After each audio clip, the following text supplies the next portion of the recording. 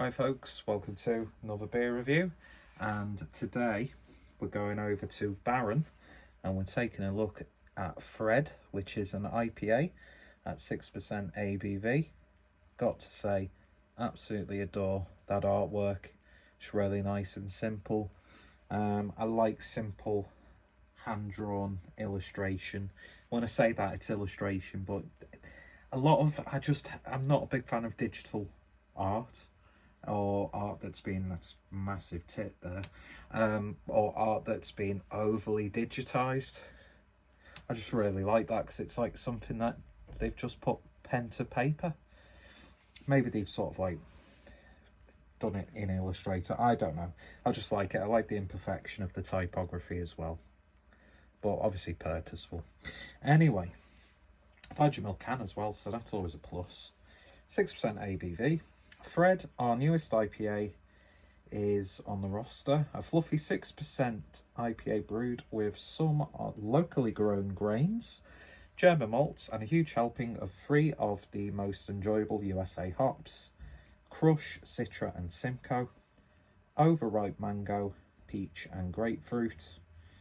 Then it goes through all of the ingredients: hops, Crush, which is 586, Citra Cryo, and then Simcoe T90. Grains are Heidelberg, spelt, wheat malt, oat malt, and chip malt. Yeast is the Lellemond D4 Fruity IPA. Water is CA76, MG1, CH221, SUL52, K110. And then, if that wasn't enough, there's a section called Nerdy Bits. So, mash hopped with Saaz Heidelberg 2-row malt, growing to be a fantastic base malt and something we're moving towards with all pale beers. Low bitterness addition with a full bag of Crush and chilled WP addition. Dry hopped post fermentation with Simcoe, Crush and Citra Cryo at a ratio of 1:2:3. Yeah, artwork by Max Wild at Max Wild. So of course, when it comes to uploading it, I will put obviously Baron's stuff in the description, but I also like to highlight the artists and the illustrators because I'm a massive sort of like design nerd. Anyway, let's just get this beer open and see what we get. Not had anything from Baron for a long time. I think the last thing I had from them was either a can with a few people on a train somewhere, or when I saw a Baron double IPA on guest at a Brewdog in Manchester. I can't really remember, but when I saw this, the artwork sold it for me, and the hop bill as well. So, beer in the glass then, and it's a really sort of like a pungent yellow colour, not too bright but not too dark, nice amount of haze. Looks a bit more golden from where I'm stood here. I do tend to find that the colours do sometimes come out a bit bold, especially under this terrible lighting, although I've got a makeshift ring light there. Let's see what it looks like. Don't hold it up to the light because that's above the camera, you stupid idiots. But yeah, it looks like, reminds me of Lilt, or the new Fanta version. Just keep the brand Lilt. Do you know what I mean? I don't know. I'm sure there's probably like a legal reason why they have to do it. I don't know, I'm not in that industry. But yeah, looking very, very nice indeed. Let's see what we get on the nose. Definitely get the Citra there. There's a bit of melon. Also got like a lemon sherbet sort of character. Just realised there's a towel hanging there. It's really, really nice actually. There's a little bit of sweetness. A little bit of like green starburst. And there's that slight funky, cheesy raspiness coming from the Simcoe. Anyway, smells good. Let's give it a taste. Cheers all.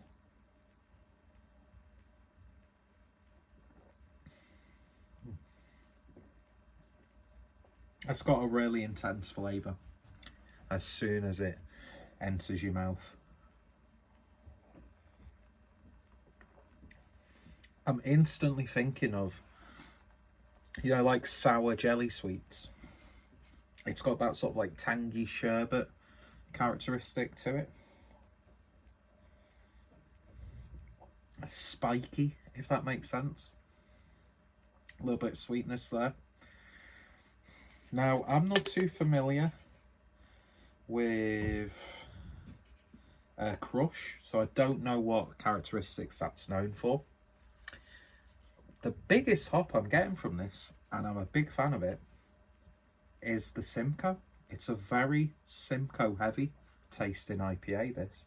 Maybe the Crush is working in conjunction and that's intensifying it. The Citra to me is adding maybe a little bit of a lemon flavour, but that sort of like acidity you get with citrus.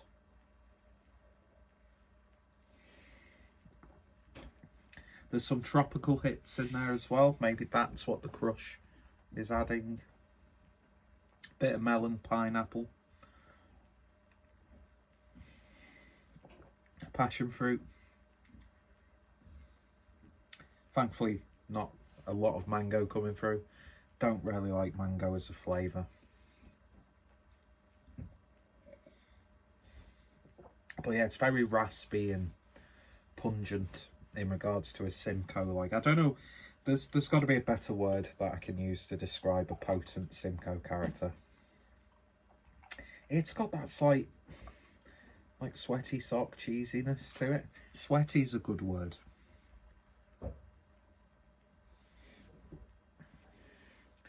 Tastes like your mum's knickers after she's been in the gym. Don't know where that came from. Yeah, that's lovely. I like it because it's not overwhelmingly sweet. There's a vibrancy there, but there's like a potent, almost puckering character, which I'm a big fan of. And you know what? It's a very unique tasting IPA. The body's really nice as well. The flavour doesn't like settle or nullify. You know, sometimes when you taste or drink something, your palate really gets used to it, and it's still flavoursome, but it obviously dulls down slightly.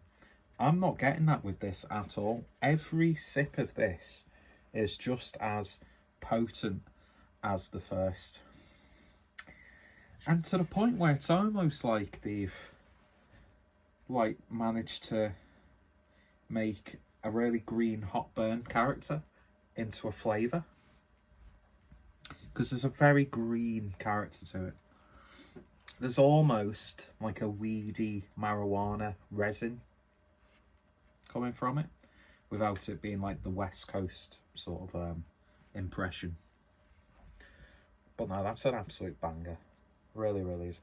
Don't know what the importance of Fred is. Maybe they just wanted to call a beer Fred, because why not? But yeah, that's mega. That's very, very good. Certainly one of the more interesting beers that I've had so far this year.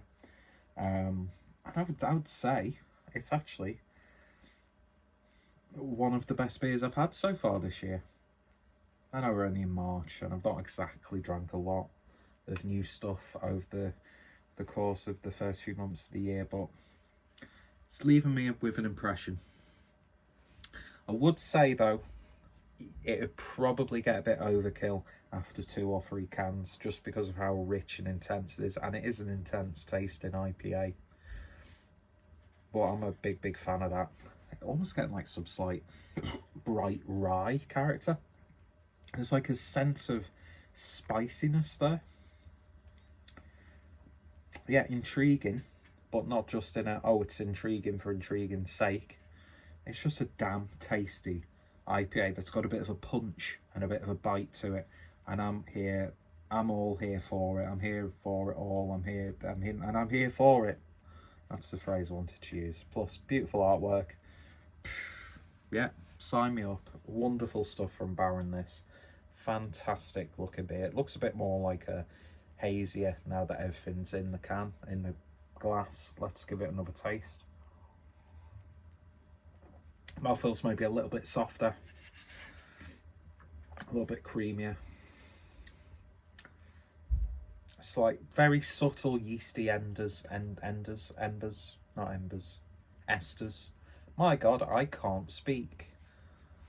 I can't speak. That's an impression of Mark Goldbridge. But yeah, lovely stuff. If you tried it, let me know your thoughts, opinions down below.